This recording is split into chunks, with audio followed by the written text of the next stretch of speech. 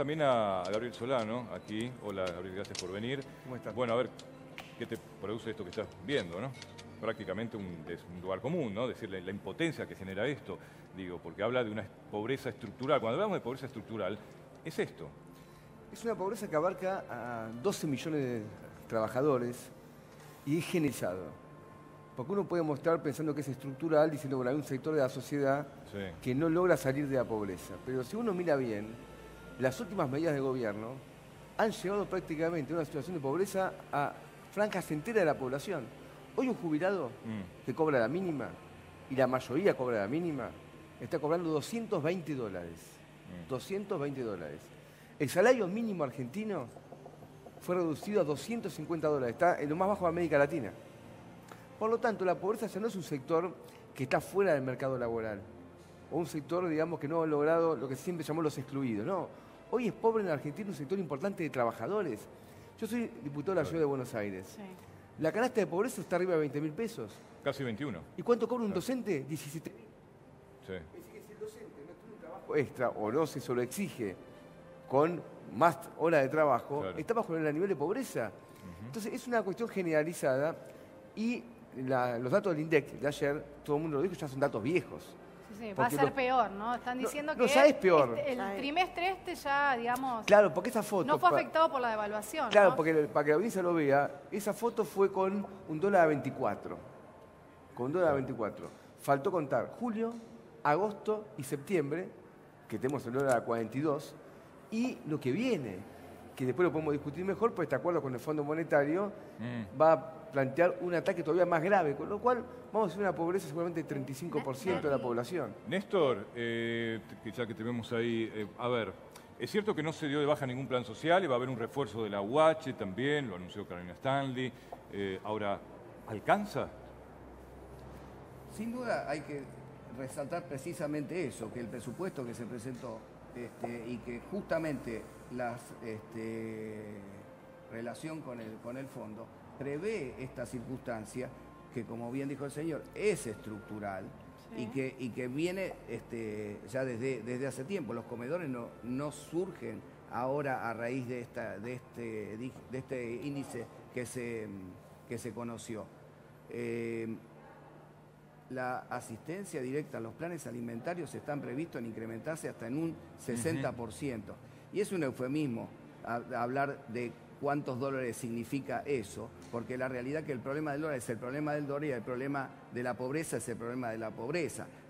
Me parece hasta despreciar la realidad que tiene una persona que se encuentra con algún nivel de necesidad, decirle, bueno, vos tenés $2 más, $2 menos hoy. No, la realidad es que la pobreza existe, pero lo reconoce el presidente, lo reconoce, pero lo reconoce el presidente y lo reconoce absolutamente toda la dirigencia nacional y provincial y actúa en consecuencia. Se han previsto justamente estas situaciones donde todo lo que es el presupuesto en inversión social está totalmente protegido y contemplado. No ha habido ningún ajuste. Los incrementos que se prevén son del 35, 32%. Sí, pero y la aparte, asistencia directa a ver, Marcote, es del 60%. hoy estamos hablando de un dólar a 42, ¿no? ¿Pero qué tiene que ver, con la persona esta? El dólar tiene que ver ¿Pero qué con tiene que ver con la persona esta que está necesitando ¿Por qué tiene que ver? alimentaria? Lo que necesita son fideos. A ver, lo sabe cualquiera que está viendo el programa. Sí. El valor del dólar y la inflación están ligadas estrechamente. Sí. En un país que el gobierno dolarizó. Usted lo está asociando. Escúcheme. Se está tratando de que no se traslade justamente a los precios. Sí, acá el plan económico, lo que tiene como por objeto es que la inflación... No se ponga nervioso porque bastante mal le va. Marcote, espere que le contesta Solano. Déjeme decirlo claramente. Circuló un documento secreto del Ministerio de Economía. ¿Un documento? Secreto que daba una inflación. ¿Y lo conoce usted? Pero para un poquito, no es tan secreto. 42% de inflación. Eso con un dólar que estaba por debajo, porque cuando circuló ese documento, el presupuesto que mandó ese ministerio que hizo ese documento preveía un dólar para el año 2019, está en el Congreso presentado, de 40,50. Ahora sabemos que a fin de año, por el acuerdo del fondo, va a estar casi a 48. ¿Por qué tiene que ver el dólar? Tenemos tarifas dolarizadas, combustibles dolarizados. Argentina exporta alimentos y al exportar alimentos está dolarizado el precio fundamental de la comida. Entonces, La devaluación impacta directamente los niveles de pobreza. Gabriel, No sabe cualquiera, negarlo no va a llevar a nada. Y esto es lo que está pasando ahora. No, Acá no hablamos de casos puntuales, no, a ver, no hablamos de casos puntuales. Acá se está resaltando que con el Fondo Monetario llegamos a un acuerdo para política social. ¿Cuánto están los planes sociales hoy después del aumento último? 5.300 pesos. Contra una contraprestación laboral. Contra una contraprestación laboral. ¿Cuánto perdió de poder adquisitivo la asignación universal? Muchísimo. ¿Cuánto perdió? 5.300 pesos. 20% por lo menos. Estamos hablando, 25% fue el aumento, porque está hasta el salario mínimo, y la inflación, como yo dije antes, va a estar como mínimo a 42, porque con un dólar más alto se trasladan los precios, aunque el señor diga que no, pero no importa, se traslada igual. No importa lo que uno diga. No se traslada. No, yo no digo que no se trasladan. No, o sea, existe un traslado que justamente el gobierno lo que está tratando es que no exista el traslado directo, por supuesto. Entonces, 5.000 es un golpe brutal a los sectores más empobrecidos, a los más empobrecidos. Ahora, este presupuesto que se acaba de presentar, el último acuerdo con el Fondo Monetario, hay que estudiarlo bien. Porque lo que pretende armar es una recesión económica como hace mucho tiempo no se ve. Esto es lo que va a pasar. Esta política que se llama monetaria muy restrictiva, vamos a ir a una inflación como tiene Brasil. Hoy Brasil tiene una inflación, una desocupación de casi 20%. Y esto nos va a llevar a lo mismo. ¿Y todo armado para qué? Está todo armado en función del pago de la deuda. No hay otro propósito de este acuerdo con el Fondo Monetario. Ahora, lo que es claro y lo importante, ¿lo va a votar o no la oposición? Porque ojo que el macrismo no tiene mayoría en las cámaras. La oposición no lo va a votar, no sé el Frente Renovador. Pero no, seamos claros, si no lo vota la oposición, no hay presupuesto. Y hemos visto como muchos gobernadores... No, bueno, pero no puede no haber presupuesto. ¿Cómo? No puede no haber presupuesto. Nosotros no le vamos a votar el presupuesto del Fondo Monetario para que bajen salarios, jubilaciones y despidan trabajadores. El presidente Mauricio Macri estuvo esta semana acompañando a una pareja en una pizzería que tiene un emprendimiento, ¿no? Aparentemente estallaron las redes sociales con insultos y hoy el presidente, a través de las redes sociales, también a través de la red Twitter, publicó un mensaje, ¿no? Defendiendo a esta pareja y habló del veneno social. Digo, nuestra sociedad se encuentra hoy en esta instancia, Solano, de todavía sentirnos desunidos. ¿A qué, no sé, qué te inspira este mensaje del presidente? Mira, que un presidente se victimice. Las víctimas son lo que estábamos viendo antes. Son los pibes que no tienen para comer. Demasiado tiene el pueblo argentino para soportar un presidente que se victimice a sí mismo, un presidente rico, que es responsable de lo que está pasando. Entonces no tiene ningún sentido. Macri dijo cuando asumió, me tienen que juzgar por si logro reducir la pobreza. ¿Se acuerdan? Sí. Bueno, fracasó. Si lo juzgamos por el parámetro que él se impuso, fracasó. Está creciendo la pobreza nuevamente. Y este tipo de victimización no va a ningún lado. En realidad, el ataque de... Además es muy fuerte las palabras usadas, ¿no? Eso llamó la atención, hablar de veneno social. Este famoso que estuvo en contra del paro. Ahora, este pisero, lamentablemente, el día lunes va a tener que pagar una tarifa de gas 35% más cara. Porque a partir del lunes vuelve a aumentar la tarifa del gas. Sí, como consecuencia de la devaluación. Yo creo que el próximo paro, el pisero está haciendo un piquete. Veo lo que te digo. Porque cómo va a mantener su pizzería con tarifazos permanentes. Fue raro el mensaje del presidente, porque le dijo, bueno, abrieron la pizzería, se vienen unos meses de recesión. Incluso el mismo presidente Mauricio Macri les dijo, ¿no?, a esta pareja que está con este emprendimiento, que sonó raro, ¿no? Creo que eso también despertó un cierto... uno lo escucha hablar del presidente y habla todo el tiempo de la tormenta, parece un pronosticador del Servicio Meteorológico Nacional. Como si lo que ocurre no fuese resultado de una política, ¿no?, de un hecho independiente de su acción.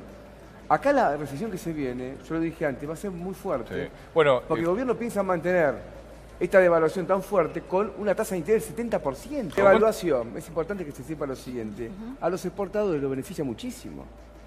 ¿Es que este es un dólar competitivo? ¿A qué vamos con esto? Si hay un sector, la mayoría del país, la inmensa mayoría del país, que sufre las consecuencias de una devaluación que impacta en la inflación. Ahora, para un sector minoritario, el sector agrario, que aparte genera bastante poco empleo, es un generador que no es el principal generador de empleo del país, esto lo va a beneficiar. Carrió dijo la otra vez, cuando se puso estos 4 pesos por dólar de retención, dijo, no se hagan problema que con las devaluaciones que vienen lo vamos a licuar. Carrió sabía lo que hablaba. Ahora tenemos ya un dólar más alto y de acuerdo a las previsiones casi tenemos un dólar a 48 como mínimo a fin de año. Es decir, que esos 4 pesos van a representar dentro de un par de meses menos de lo que representamos cuando se puso. Para tratar por un punto de orden y conceptualizar el asunto. Sí, a ver. Acá no estamos financiando nada. Esto es mentira. Se pidieron 15.000 millones que ya entraron al FMI. ¿Dónde está esa plata? ¿Se fugó?